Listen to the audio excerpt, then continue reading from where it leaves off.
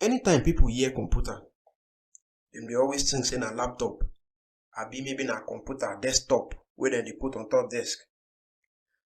But the thing be say computer dey everywhere around us, and we sef dey see am every day. Calculator na computer. ATM machine wey we dey take withdraw money na computer. Our phone wey we dey use na computer. Camera, television, and many other things wey we dey use every day, all of them be computer. Wetin come be computer? Computer na any electronic device wey dey collect and use information and data.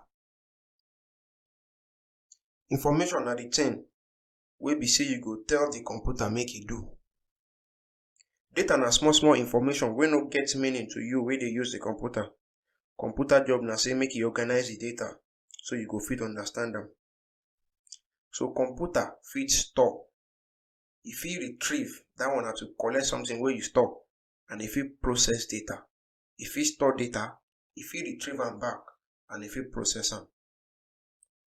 On your phone, you fit store phone number.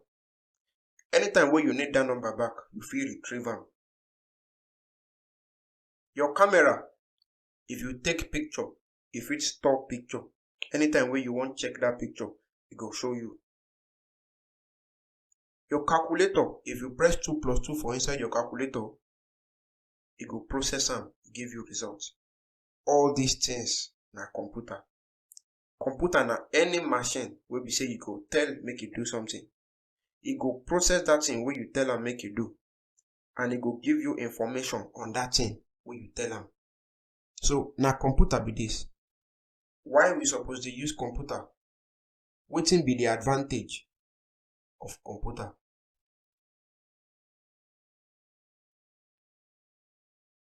Computer dey very powerful, and e fit help us in plenty ways.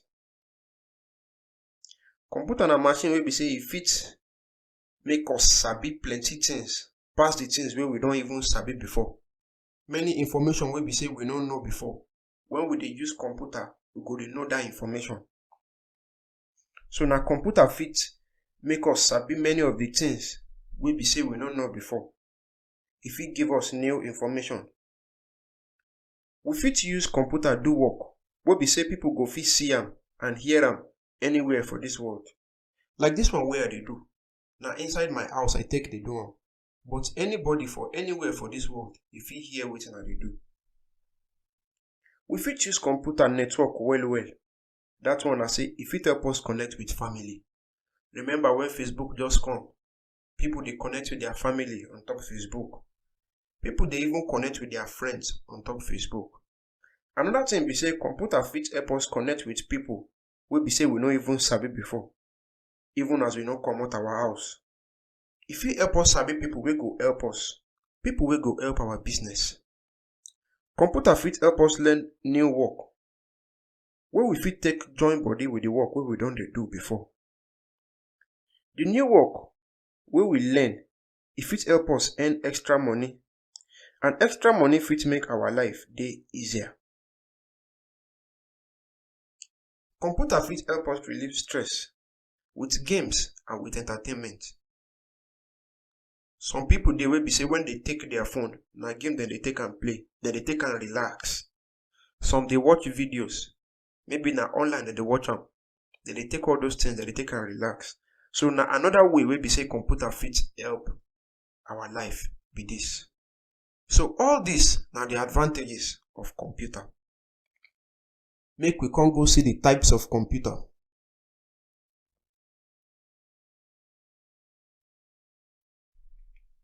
The types of computer na laptop, desktop, tablet, and server. Laptop computer, many of us don dey familiar with am before.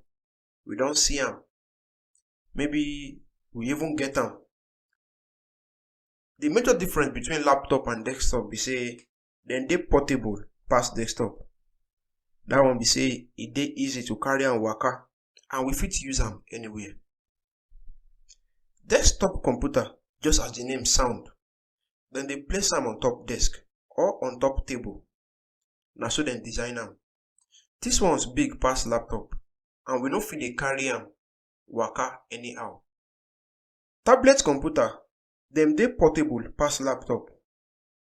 Some dey call am handheld computers because e small pass laptop and desktop and dem dey hold am for hand. Example na iPad. Another type of computer wey we get na server. Server na computer wey dey give other computer wey dey the same network information. Dat one be say na computer wey be say e dey connect computer on top network. Example na the video wey you dey look. Na on top internet server e dey, but you still fit dey look am for your house. Na server dey make am possible. Many companies sef dey use file servers take store and share their files.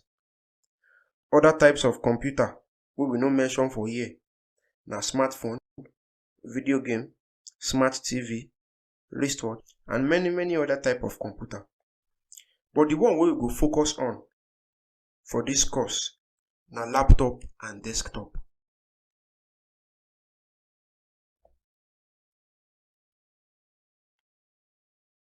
Desktop. Many people dey use desktop for work, for home and school, and e get different parts.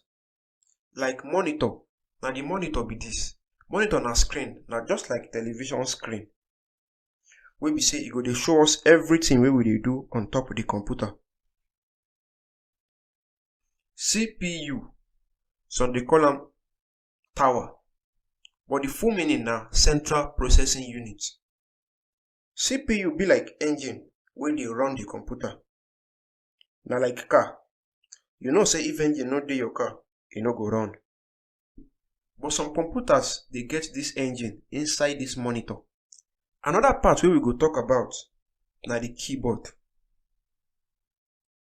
Na on top dis keyboard we go dey press information give the CPU make e run am. E mean say if you press 2+2 for on top dis keyboard, e go transfer go the CPU. CPU go process am. We go fit see the result. We go see everything wey we dey do for here, but still we go still see the result for our monitor. Na mouse be dis. Mouse na tool wey be say e fit help us move around for the screen. As I dey move around like dis, na mouse I dey use. If you wan go right, you fit use mouse. If you wan go left, you fit use mouse. You wan come up or down, na mouse you go use. So mouse na tool wey be say e fit help us move anywhere for the screen. If we wan open folder, na mouse we go use. If we wan delete folder, we fit use mouse run am. Some mouse dey get wire, like dis one wey we dey see for dis picture. And some no dey get wire. Dem dey use Bluetooth connection. Laptop. No forget say we talk say laptop small pass desktop. The reason be say everything na inbuilt. The screen na inbuilt. Camera keyboard CPU even battery na inbuilt. The mouse sef, dey modify am, na inbuilt. The mouse wey dem build inside laptop, na im be dis. Dem dey call am touchpad. As you dey touch am, e dey work like mouse. The arrows dey move, dey go left, right, dey go up or down, or anywhere wey you wan make e go. For those wey like dey carry their computer waka, laptop better for them. For those wey no wan dey carry their computer waka, dem fit dey use desktop.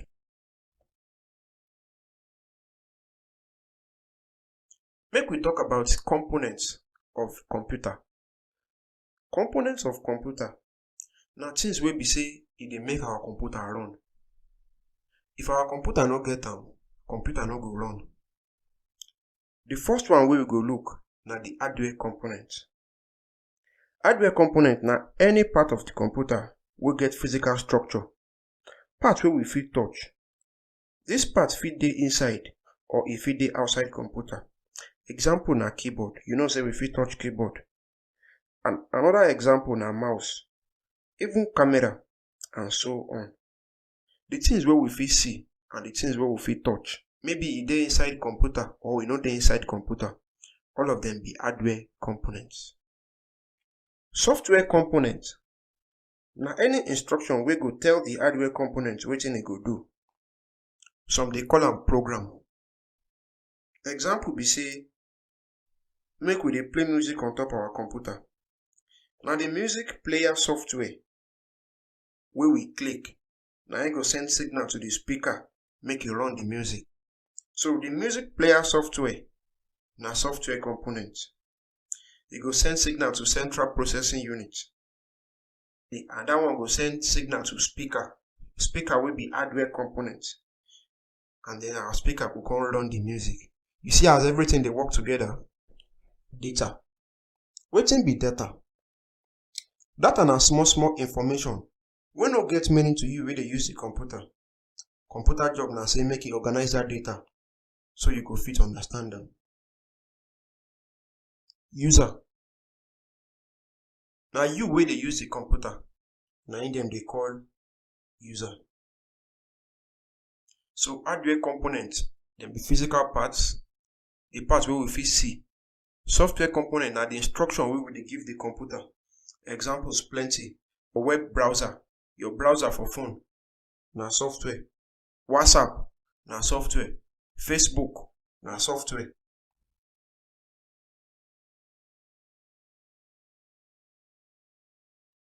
Make we talk about input devices. Input devices na things wey be say dem fit join body with computer dey work. We fit connect microphone to computer, make microphone dey work with computer. We fit connect USB. We fit connect printer to computer wey be say e go dey print anything wey we wan make e print. We fit connect earphone to computer. We fit connect our USB drive or SD card, memory card to computer. Computer get slot wey be say you fit take join all these things together with am. You fit join everything like earphone, microphone, USB, mouse, and many other things. The place where you go join am, e dey your computer, e dey your desktop, e dey your laptop. Some dey call this place slots, some dey call am port. For desktop, some of these slots dem dey the back of the CPU, some dey front. But for laptop, e fit dey the left or the right side of laptop. But for this tutorial, the only slot we go talk about na the slot for charger, slot for USB, and slot for earphone. For our full tutorial, we go explain all the slots wey you suppose know.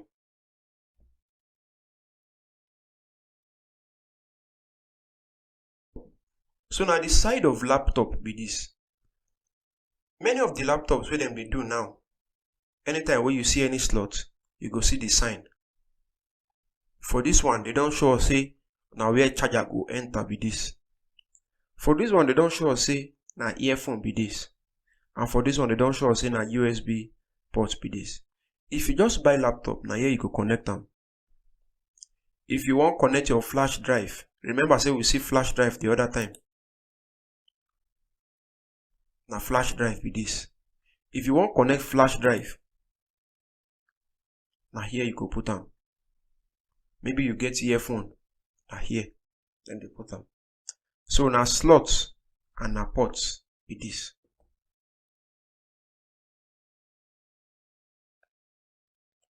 If you don dey use computer before, that one be say you go don set am up.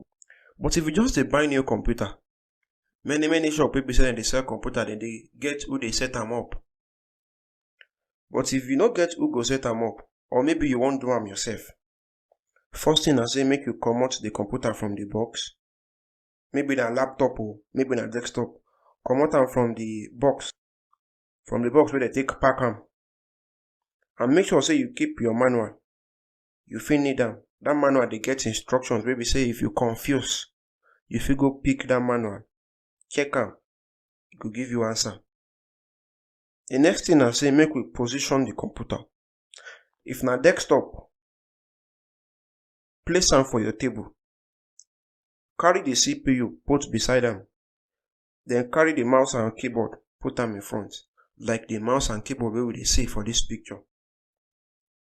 Then connect all the cable. E get power cable, monitor cable, keyboard cable, mouse cable, microphone cable, USB cable, and so on. If you wan know how all these cable dey be, we don explain am for our full tutorial. Connect internet. If na wired internet connection you dey use, the internet port dey there. Connect am.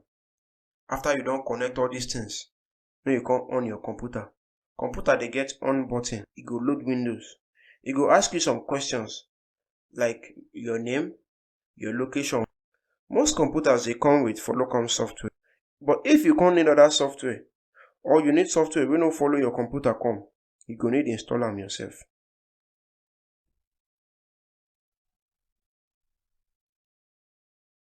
Internet. Internet na big network wey dey connect computer all over the world. With internet, we fit share information from anywhere wey get internet. For the internet, anybody fit see your work if you put am for internet. Many people don put their work for internet and we fit see this work. This work wey you dey look like this, na on top internet I put am. Na why you dey see am. So internet get big information wey people don put for there. As we don talk before, internet na very powerful tool wey be say we fit take am know anything wey dey happen anywhere for this world. Anybody fit see our work for internet. If we search for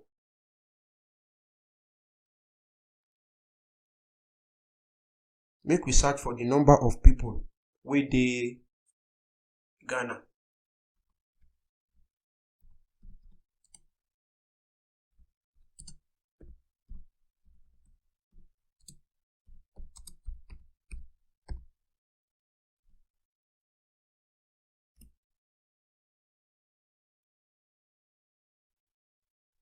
You see e don give us the result. So with internet, we fit get plenty information about many things. See am. Here we fit get the number of people wey dey Ghana. Here, number of people wey dey Ghana. We fit even get the picture of people wey dey Ghana. Different things. So internet dey very powerful. We fit take am do many things. We fit take am sabi many information.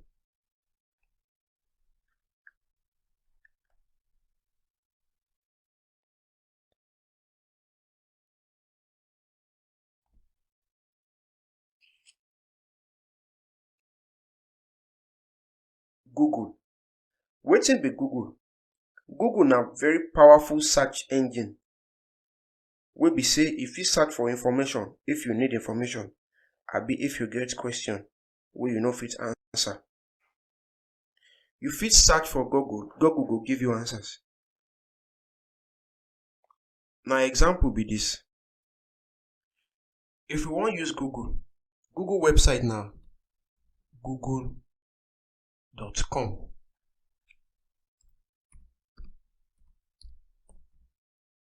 If we click enter, e go carry us go search page. E don even tell us, e don offer us say shey na Hausa we wan take see view our Google page, abi shey na Igbo, Yoruba or Pidgin. So make we search for something. Make we search for the Vice President of Nigeria. E don even carry am come for us, Yemi Osinbajo. Make we search for the Vice President of Ghana. E don bring himself. Sorry, mistake dey here. If we enter am, e go carry the picture, e go carry the name, e go carry the age, e go give us all information about e go give us plenty information about the thing wey we search for am. So Google dey very powerful. We fit take am do many things. Google get account. We fit sign in to Google account, or we fit sign up. We fit create account. Now that one go lead us to other things wey Google dey offer, like Gmail and plenty things wey we say we don talk about for the full course. When you don sign up for Google account and for Gmail, you go get your own address. Then you fit send message to another address or to plenty address. We don explain how you fit sign up for Google, how you fit sign up for Gmail, and how you fit send and receive message for our full tutorial.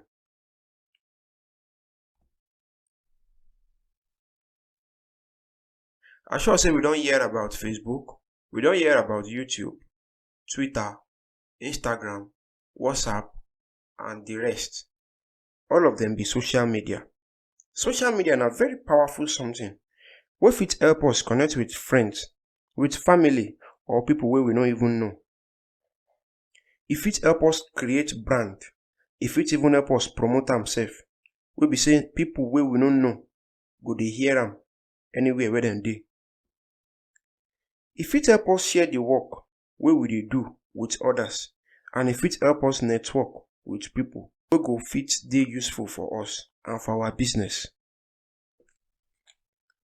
Social media fit dey give us information as e dey happen anywhere for this world. We fit dey see am as e dey happen, we fit dey hear am. People from anywhere sef fit see our update, but we gats dey careful o, because we fit update something come change our mind about that thing wey we update, but people fit don see that update. Another thing be say, as good people dey internet, na so bad people sef dey internet. So we gats dey careful make we no lose guard.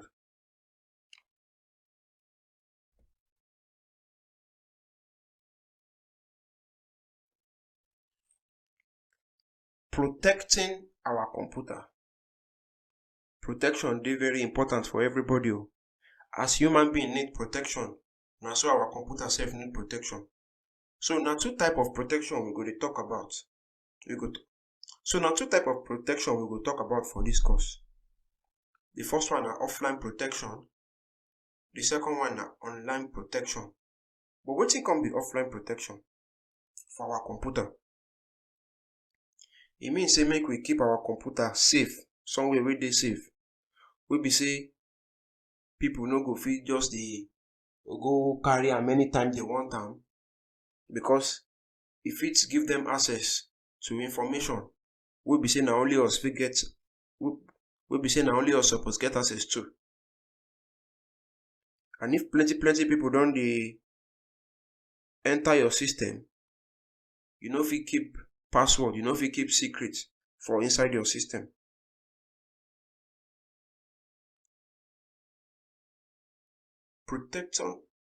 Protecting our computer. Now two types of protection dey: offline protection and online protection. Offline protection na the protection wey we go give our computer, wey be say e go make our computer last well. If we get computer, we suppose dey keep am somewhere wey dey safe, wey be say no be everybody fit get access to. If you get laptop, buy laptop bag wey you fit dey use carry am. E dey safe and e go make your waka easy. If you dey use your laptop, make you dey careful with food and with water, or with any other kind of liquid. If water don pour on top your laptop, e fit be say e no go work again. So make we dey very careful with food and with water. Online protection. E get something wey dem dey call virus on top computer. Na why we get antivirus. As human beings get virus, na so computer sef get virus. Virus fit affect your computer wey be say e no go dey work very well again. Some virus dey very stubborn, wey be say the people wey make that virus go talk say make you pay before dem fit release am from your computer. So if you get laptop, make sure say you get antivirus. You fit get antivirus from internet. Free antivirus dey. Even the ones where you go pay for yourself dey. To protect our computer, we fit search for free antivirus. E don even carry am come for us. E don suggest some wey we want for Windows. You see, e don show us the different antivirus wey dey. The free ones and the ones wey be say we go pay for. This one McAfee 6,000 naira. This one 3,000 naira, 9,000 naira, and so on. So we fit choose any of these antivirus and they go help us protect our system from virus.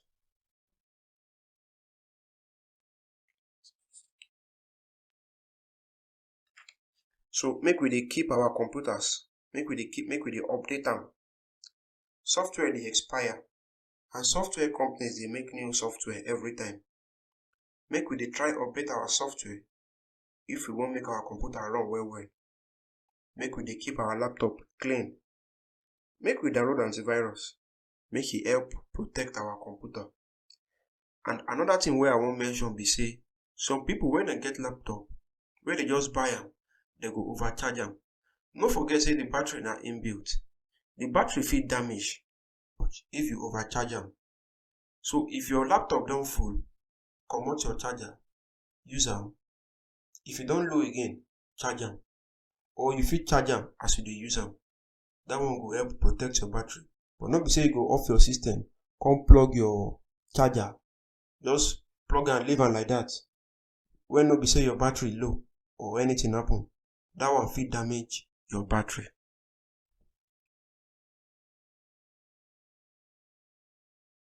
To off computer no dey difficult. Computer get button wey we dey take on am, but e no good make we dey use that same button off am. E fit spoil computer. How we fit do am?